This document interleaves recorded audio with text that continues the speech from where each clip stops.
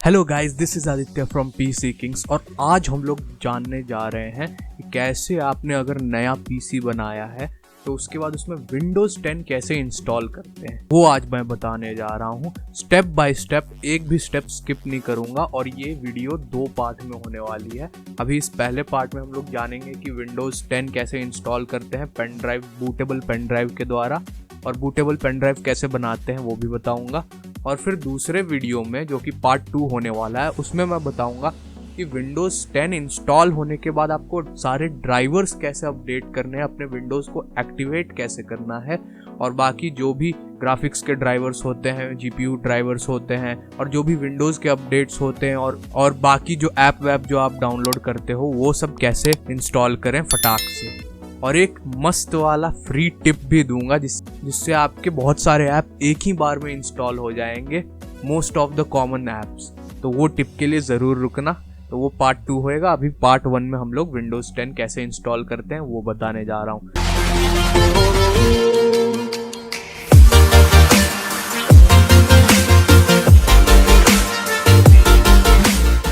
तो सबसे पहले यहाँ पे आप विंडोज़ 10 इंस्टॉलेशन गूगल पे टाइप कर लेंगे।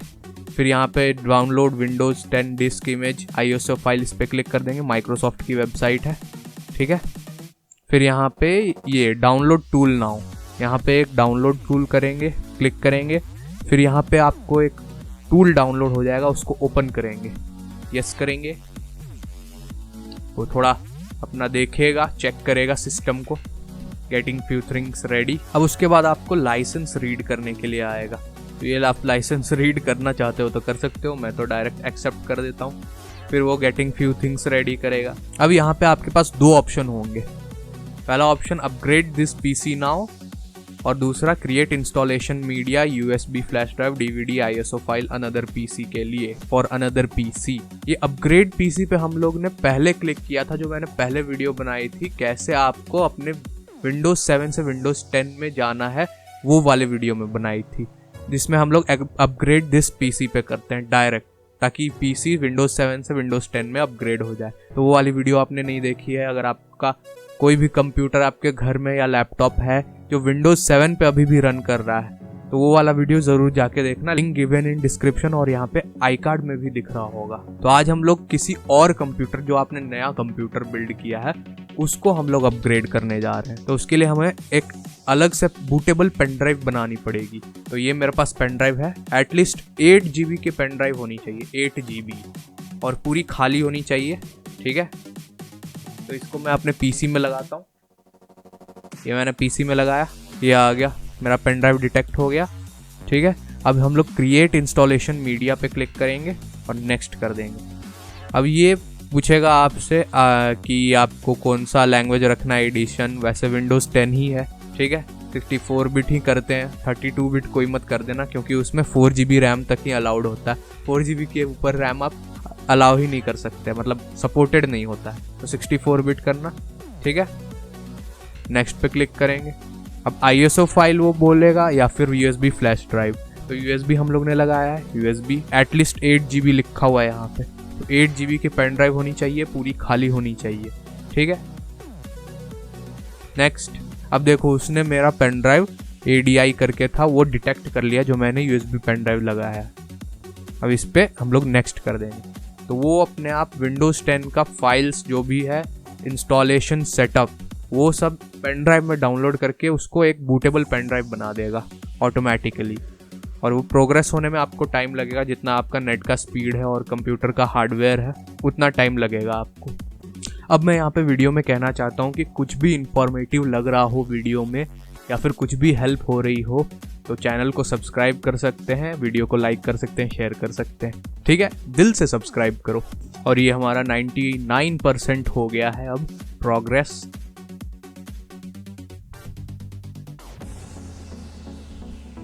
अब वेरीफाई करेगा वो डाउनलोड को, जितना उसने डाउनलोड किया है वो सही से है ना, सारी फाइल्स की इंटीग्रिटी चेक करेगा।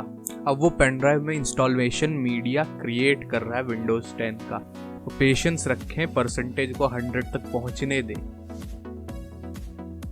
और ये हो गया हमारा फ्लैश ड्राइव रेडी। अब यहाँ पे फिनिश पे क्लिक करेंगे अब यहाँ पे मैं दिखाता हूँ फाइल एक्सप्लोरर में जाके, ये है हमारा फ्लैश ड्राइव, जो कि इसके अंदर सारा विंडोज़ 10 का सेटअप अब आ चुका है। अब ये हमारा pen drive bootable pen drive बन चुका है। ठीक है, अब देखो यहाँ पे ये 7.29 GB इसमें स्पेस खाली थी। ठीक है, और उसमें से अब 3 GB के आसपास ही खाली है। इसका मतलब 4 GB से ज़्यादा ही यूज़ किया है इसने, इसीलिए वो बोल रहा था कि 8 GB का पेन ड्राइव एटलीस्ट होना चाहिए। ठीक है, अब इसको इजेक्ट कर लेते हैं। अब दिखाता हूँ मैं कैसे विंडोज़ 10 नया इंस्टॉल करते हैं नए कंप्यूटर में, जो कि नया असेंबल होके आया है इस पेन ड्राइव की मदद से। अब ये है मेरा पेन ड्राइव और इसको मैं लगा दूंगा इस नए कंप्यूटर के USB में, और फिर PC को पावर ऑन करूंगा तो वहाँ पे मुझे कुछ ऑप्शंस दिखेंगे जिसमें F6 या F11 ऐसे टैप करना होगा बार बार, या डिलीट की टैप करना होता है कीबोर्ड में। अलग अलग मदरबोर्ड में कुछ अलग अलग बटन्स होते हैं जो कि दिखाया जाता है हर बार जब PC बूट हो रहा होता है। जैसे मेरा है F6 फॉर इंस्टेंट फ्लैश और F11 फॉर बूट मेन्यू। तो बूट मेन्यू में हम लोग को जाना रहता है, तो मैं F11 रिपीटेडली टैप करूंगा और फिर हम लोग बूट मेन्यू में पहुंच जाएंगे। और ये ASRock का मदरबोर्ड है, अलग अलग मदरबोर्ड में अलग अलग थोड़ा यूज़र इंटरफेस आता है, तो आप देख लेना लगभग सिमिलर ही होता है। यहाँ आपको 2 आपके पेन ड्राइव के नाम दिख रहे होंगे और बाकी एक हार्ड ड्राइव जो भी आपका स्टोरेज आपके PC में लगा होगा वो सब दिख रहा होगा। तो आपका पेन ड्राइव जो USB है वो 2 दिख रहे होंगे, उसके नाम एक है USB करके, एक UFEI करके है, पार्टीशन 1 करके। आपको पार्टीशन 1 वाले पे क्लिक करना है, तो आपके पेन ड्राइव के अंदर जो विंडोज़ का सेटअप है उसको डिटेक्ट करेगा और उसको ओपन करेगा।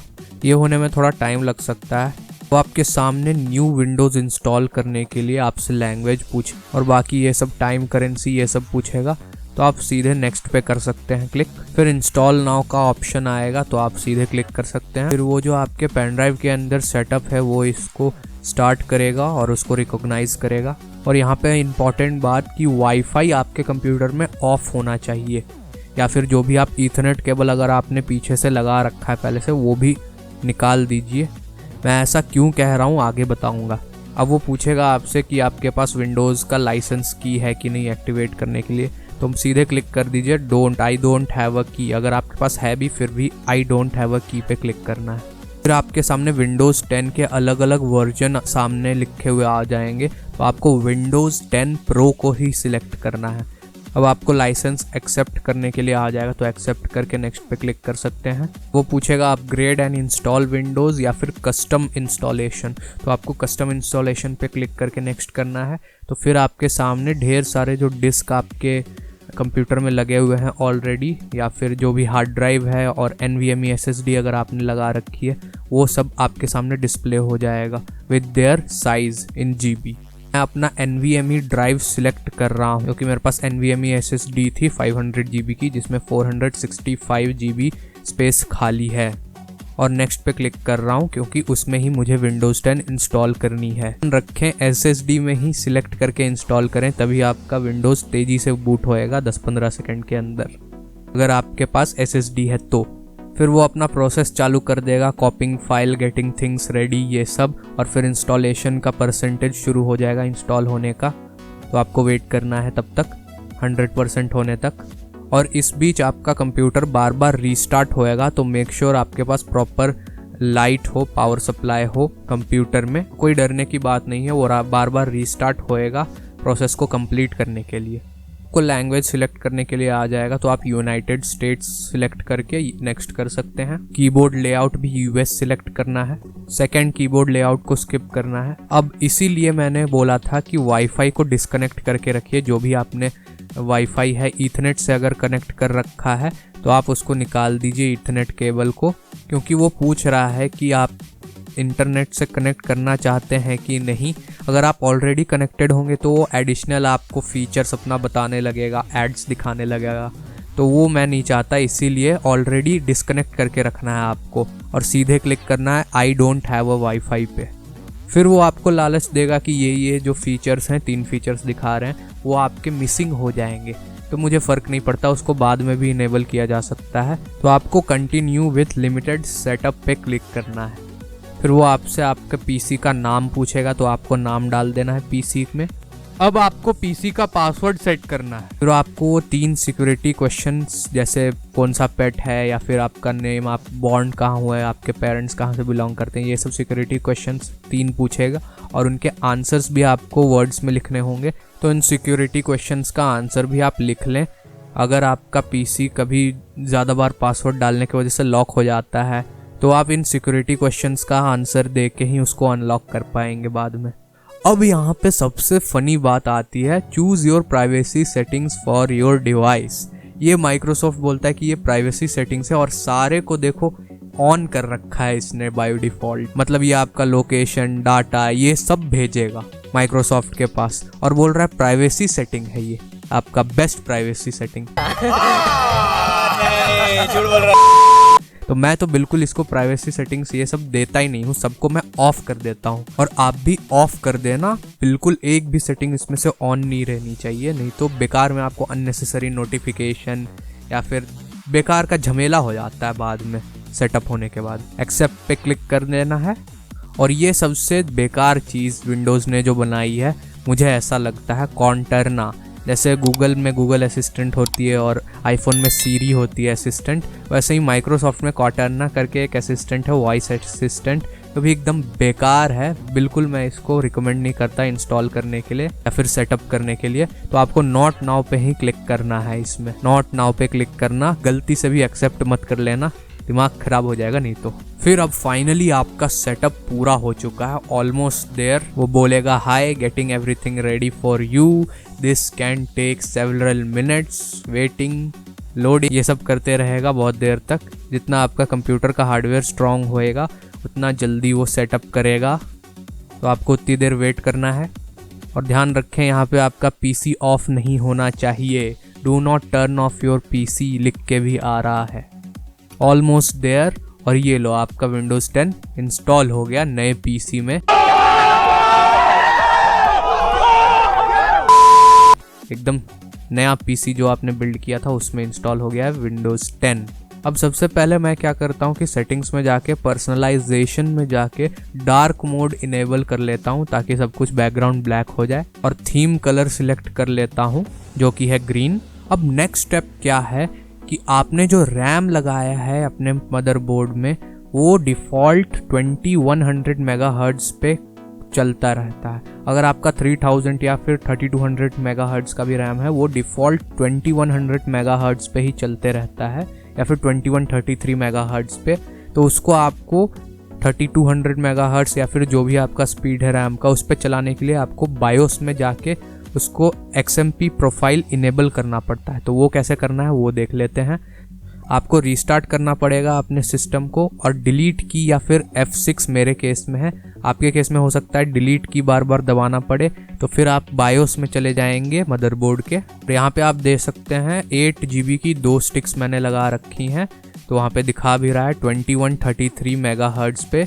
अब मैं OC ट्विकर के अंदर जाऊँगा जहाँ पे ओवरक्लॉक कर सकते हैं, और वहाँ पे नीचे आपका होएगा XMP प्रोफाइल। DRAM इंफॉर्मेशन के अंदर XMP सेटिंग्स होएगा, उसके अंदर ऑटो पे वो सेट होएगा। तो ऑटो से हटा के उसको आपको जो XMP प्रोफाइल 2.0 लिखा हुआ है DDR4 3000 मेगाहर्ट्ज़ वाला, उस पर क्लिक कर देना है और फिर सेव एंड एग्जिट हो जाना है। सेव एंड एग्जिट होने के बाद आपका सिस्टम दोबारा रीस्टार्ट होएगा, और अब आपका रैम 3000 मेगाहर्ट्ज़ या फिर जो जितना भी आपका फ्रीक्वेंसी है उस पर चलने लगेगा मैक्सिमम पोटेंशियल पे। अब वापस अगर आप रीस्टार्ट करने के टाइम पे डिलीट की प्रेस करते हो और फिर सेटअप बूट मेन्यू में जाते हो, तो वहाँ पे आपको दिखेगा कि 3000 मेगाहर्ट्ज़ पे आपका रैम चल रहा है अब। तो ये था विंडोज़ 10 का पूरा फुल इंस्टॉलेशन एकदम नए कंप्यूटर में एक बूटेबल पेन ड्राइव की मदद से। वीडियो पसंद आया हो या वीडियो में कुछ भी इंफॉर्मेटिव लगा हो, कुछ भी हेल्प मिली हो, तो वीडियो को करें लाइक और चैनल को सब्सक्राइब कर सकते हैं। और मेरा एक दूसरा चैनल है फायर गेमिंग करके, जिसमें मैं गेमिंग करता हूँ। तो अगर आप मुझे गेमिंग करते हुए भी देखना चाहते हैं तो उस गेमिंग चैनल का मैं लिंक दे दूंगा इन डिस्क्रिप्शन, और यहाँ पे आई कार्ड में भी दिख रहा होगा, तो उसको भी आप चेकआउट कर सकते हैं। अगर वीडियोस अच्छे लगे तो सब्सक्राइब कर सकते हैं। मिलेंगे ऐसे ही इंफॉर्मेटिव वीडियो में, तब तक के लिए बाय बाय। Okay.